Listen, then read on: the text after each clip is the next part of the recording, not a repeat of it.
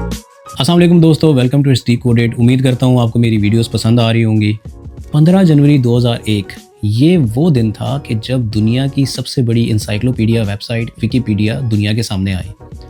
आज से कुछ साल पहले अगर हमें किसी टॉपिक के ऊपर रिसर्च करनी होती थी तो उसके लिए या तो हमें किताबें पढ़नी पड़ती थी या हमें रिसर्च पेपर्स देखने पड़ते थे, और छोटी छोटी चीज़ों के लिए हमें काफ़ी मुश्किलात का सामना करना पड़ता था इंफॉर्मेशन गैदरिंग में। मगर फिर एक ऐसा प्लेटफॉर्म बना जिसने ना सिर्फ हमारी ज़िंदगी को आसान बनाया बल्कि पूरी दुनिया की नॉलेज को एक जगह पर जमा कर दिया। दोस्तों, विकिपीडिया सिर्फ एक वेबसाइट नहीं है बल्कि ये एक इल्म का ऐसा समंदर है कि जब हम किसी भी टॉपिक पर रिसर्च करते हैं तो सबसे पहले हम विकिपीडिया को ही सर्च करते हैं।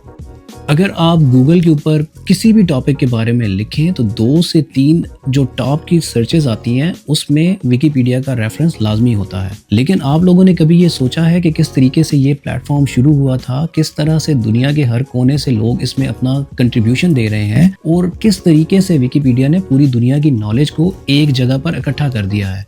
आज हम इन्हीं सवालों का जवाब ढूंढेंगे और आपको दिखाएंगे कि विकिपीडिया का सफ़र कहाँ से शुरू हुआ था और ये किस तरह से दुनिया में एक रेवोल्यूशन का सबब बना। विकिपीडिया का सफ़र 2001 में शुरू हुआ, लेकिन इसकी बुनियाद 2000 में रखी गई जब जिमी वेल्स और लैरी सैंगर ने इस प्लेटफॉर्म के आइडिया को कंसीव किया। उनका मकसद था एक ऐसा इंसाइक्लोपीडिया बनाना जिसमें हर शख्स का इनपुट हो और जो कि फ्री ऑफ कॉस्ट और ओपन सोर्स हो। पहले अगर इंसाइक्लोपीडियाज की बात की जाए तो वो प्रिंटेड फॉर्म्स में आते थे और आपको वो ख़रीद कर अपने घर में रखने पड़ते थे। उसका सबसे बड़ा ड्रॉबैक ये था कि बहुत जल्द जो इन्फॉर्मेशन थी वो आउटडेटेड हो जाती थी, तो उसके लिए आपको हर साल अपडेटेड इंसाइक्लोपीडियाज ख़रीद कर अपने घर में जमा करने पड़ते थे। जिमी वेल्स का ड्रीम था कि एक ऐसा प्लेटफॉर्म बनाया जाए जहां हर शख्स अपना नॉलेज शेयर कर सके। इस विजन को लैरी सैंगर ने समझा और विकिपीडिया को एक अपनी पहचान दी। यहाँ एक इंटरेस्टिंग चीज़ ये थी कि विकिपीडिया ने सिर्फ नॉलेज को डेमोक्रेटाइज नहीं किया बल्कि दुनिया के हर कोने से लोगों को एक प्लेटफॉर्म पर इकट्ठा किया कि वो अपने आइडियाज़ और मालूमात को शेयर कर सके। विकिपीडिया का सबसे पहला और सबसे इम्पोर्टेंट एस्पेक्ट था ओपन सोर्स होना। ये प्लेटफॉर्म सबके लिए फ्री था और सबको ये मौका दिया गया कि वो अपनी इंफॉर्मेशन कंट्रीब्यूट कर सकें। अगर आपके पास कोई आइडिया था या कोई भी इंफॉर्मेशन थी तो आप आसानी से उसे अपडेट कर सकते थे। ये आइडिया बिल्कुल न्यू था। आज से पहले अगर आपको किसी भी इंसाइक्लोपीडिया में कोई गलत मालूमात मिलती थी तो आप उसे खुद से अपडेट नहीं कर सकते थे या आप उस मिस्टेक को रेक्टिफाई नहीं कर सकते थे।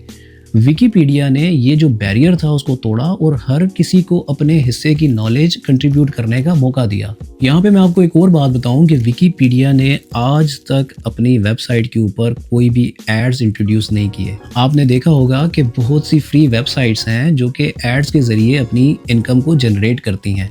गूगल की एग्जांपल ली जाए तो गूगल अपना 75% जो इनकम है वो एड्स के ज़रिए जनरेट करता है, लेकिन विकिपीडिया ने अपना मॉडल बिल्कुल अलग रखा। उन्होंने अपने प्लेटफॉर्म को कम्प्लीटली एड फ्री रखा जो कि आज भी एक यूनिक सेलिंग पॉइंट है उनका। लेकिन इस डिसीजन की वजह से विकिपीडिया को काफ़ी फाइनेंशियल स्ट्रगल्स भी करनी पड़ी क्योंकि उनके पास कोई कंसिस्टेंट रेवेन्यू स्ट्रीम नहीं है। विकिपीडिया को चलाने के लिए उन्हें डोनेशंस और वॉलंटरी कंट्रीब्यूशंस पर रिलाई करना पड़ता है। हर साल विकिपीडिया अपनी फंड रेजिंग कैंपेन चलाता है जिसमें लोग अपनी तरफ से पैसा डोनेट करते हैं। ये एक कम्युनिटी ड्रिवन मॉडल है, लेकिन इसमें कभी कभी चैलेंजेस भी आते हैं जैसे कि फाइनेंशियल इंस्टेबिलिटी और रिलायंस ऑन डोनेशंस का एक बहुत बड़ा एस्पेक्ट है, जिसकी वजह से हम लोग देख रहे हैं कि पिछले चंद एक सालों में काफ़ी ज़्यादा रैपिडली डोनेशन रिक्वेस्ट की जाती है विकिपीडिया के पेजेस के ऊपर।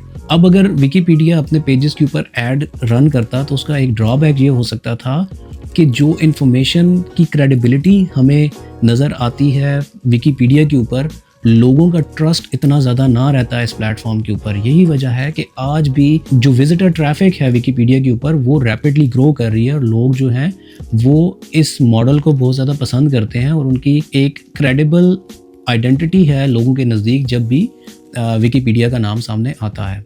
ऐड ना चलाने की वजह से लोगों को ये लगता है कि ये जो प्लेटफॉर्म है ये अनबाइस्ड है और ये अपने यूजर्स को ऐड रिलेटेड डिस्ट्रैक्शंस के बगैर एक प्योर नॉलेज पे फोकस करने का मौका देता है।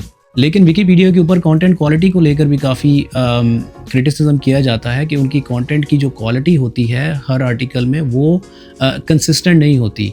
ये चैलेंज जो है वो अभी भी है, लेकिन टाइम के साथ विकिपीडिया ने अपनी क्वालिटी को इम्प्रूव किया है और हर टॉपिक के लिए ट्रस्टेड सोर्सेज का यूज़ करके अपनी क्रेडिबिलिटी को बरकरार रखने की ये आज भी कोशिश कर रहे हैं। विकिपीडिया एक ऐसा रेवोल्यूशन था जो कि ना सिर्फ हमारी सोच को बदल गया, बल्कि उसने दुनिया भर की नॉलेज को एक प्लेटफॉर्म के अंदर जमा कर दिया। और यही वजह है कि हर दिन ये प्लेटफॉर्म अपनी रीच और इम्पैक्ट को बढ़ाता जा रहा है।